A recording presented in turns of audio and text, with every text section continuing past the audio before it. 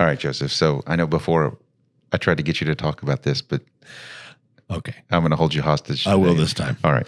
On August 5th, U.S. Magistrate Judge Bruce Reinhart signed a search warrant for the FBI to search Donald Trump's, President Trump, his residence at Mar-a-Lago.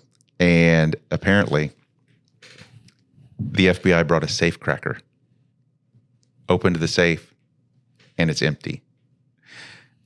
Which reminds me of Geraldo Rivera's. Al Capone's vault. So I have a theory. Here's what I honestly, I truly believe this. So I think Trump, when he was in office for 4 years, learned how insane these people in Washington, D.C. are. He learned how just divorced from reality people in the Department of Justice are through the whole Russiagate thing, right? What was really sickening about the whole Russiagate ordeal was the fact that from day one, the FBI knew it was false. We know this now, right? 4 years later, 5 years later, all the declassified documents are pointing out the fact that from day one, they knew it was false. Yet they went with it. The director of the FBI went with it. The director of the FBI was so arrogant as to sit in the White House and actually try to confirm details in the Steele dossier he knew to be false.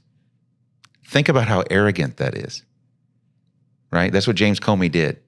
Yeah, I don't know if criminal actually comes to mind. Yes. More than arrogance. And so Trump knows this about these people. So he's like, he was getting out of the news cycle. He wants to, run for president again in 2024. Okay.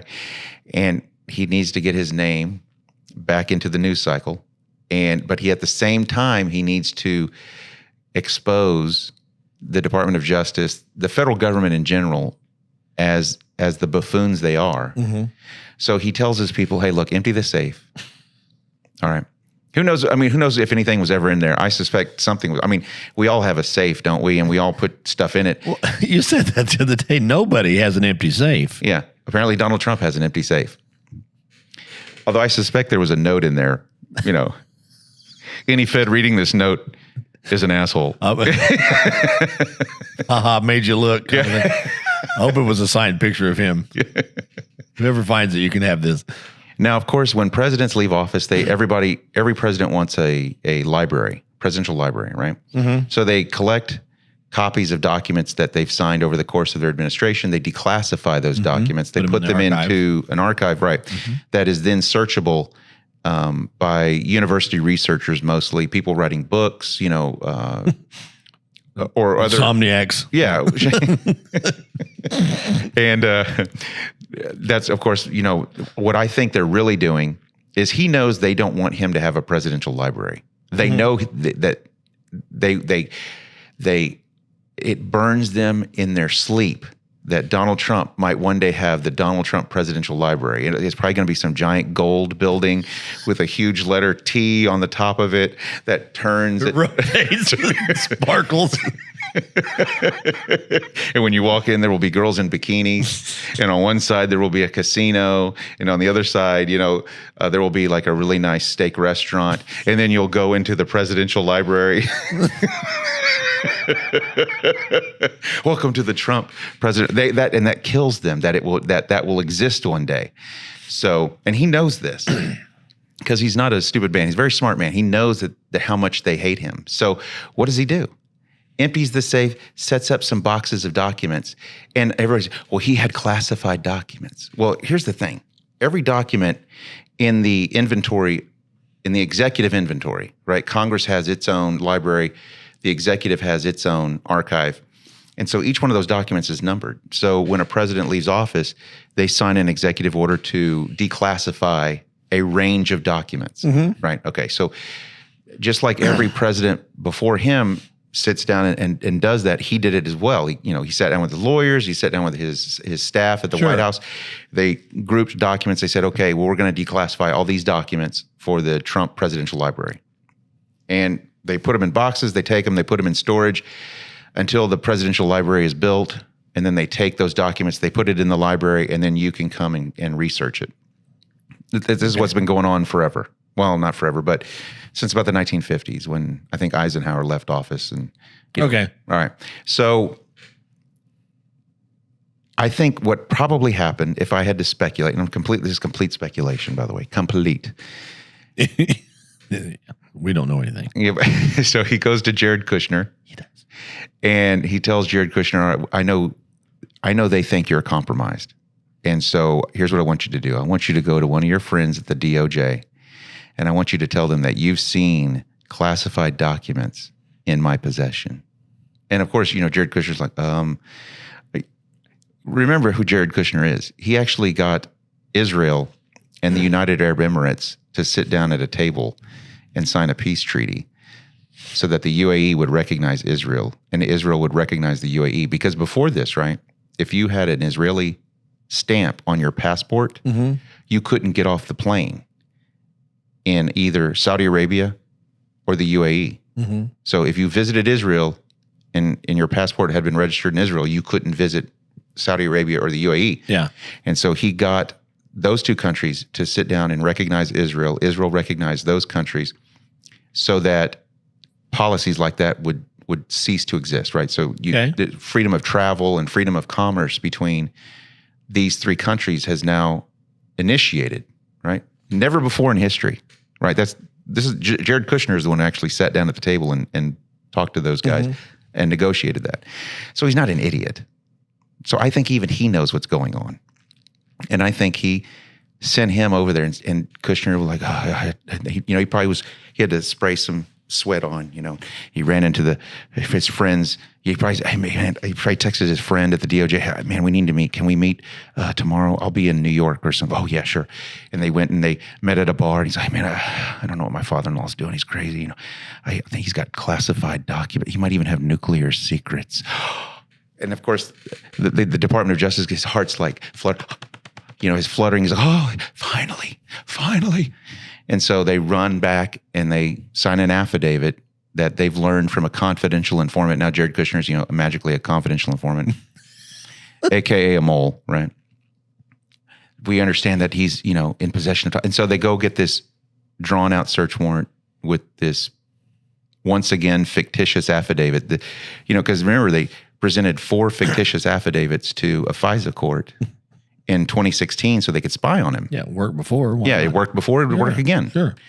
And so they draw up this affidavit, get the search warrant. Of course, this judge, Reinhardt, who, was apparently a friend of Jeffrey Epstein's, more than happy to sign it. And then the FBI shows up and raids his Mar-a-Lago home. And this is insanity. And all of the boxes just happen to be neatly stacked numerically in a room with a padlock next to an empty safe. So they get desperate and they start searching Melania's closet. Now, what the hell are they going to find in Melania's underwear drawer? Who knows? Nothing. It's just harassment and intimidation. Yeah.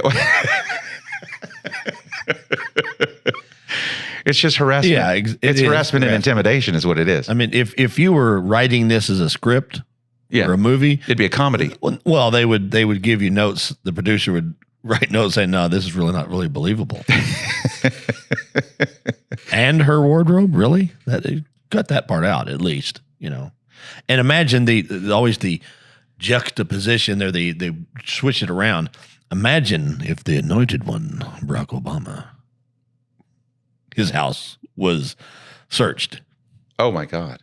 And it would be the crime of the century. Oh, can you imagine going through Michelle's wardrobe?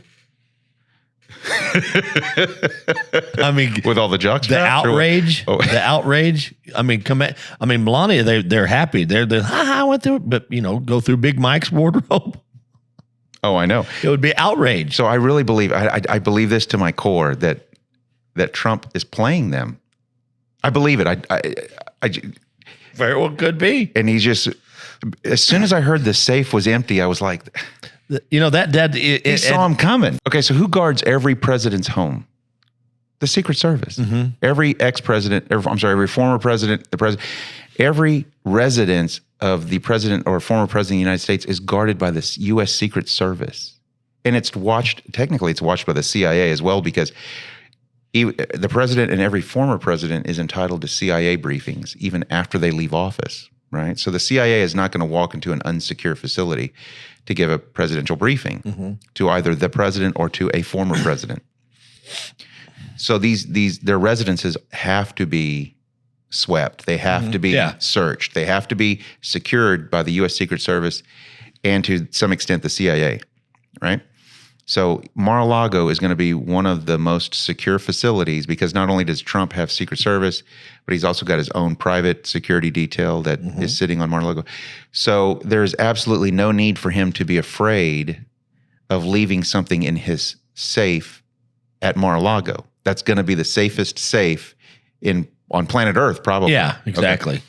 So when as soon as I read that it was empty, it just hit me like a ton of bricks. I was like, oh my God, he set him up. He knew they were coming. Maybe that's why they want the surveillance video. Oh, they subpoenaed the surveillance video? Yeah, some people say so he can't release it. Well, yeah, well, they're saying I don't know what that would stop it, but I'm sure they don't want them going. Gee, Dean Filth and Flarmy set us up. Yeah, well, no, it's going to look like Geraldo Rivera's video from Al Capone's vault. Yeah, I mean, because they're going to crack it open and they're going to look. All there was a Trumpy bear. So I truly believe that, and it's going to take a lot to prove me or to change my mind, I guess. But I think he saw them coming, or I think he knew they were coming, and they were stupid enough to do it. They were, for some reason, they're so arrogant, they're so self-centered that they can't see the forest for the trees. And so when Congressman Ron Paul first started talking about the bubble of DC, and he started talking about how there's just this bubble of irrationality that encompasses Washington DC, that when you're there long enough, you really start to believe your own BS. And you really start to think you control the world. But when you leave it and you start traveling around the world and you start to realize that DC does not control the world, it's just we happen to sit at the center of, the petrodollar, the American dollar, so we can influence other people. Unfortunately, that causes people in Washington, D.C. to overshoot the runway. They seem to overthink their own importance. I see a lot of that happens with a lot of politicians, doesn't it? Yeah.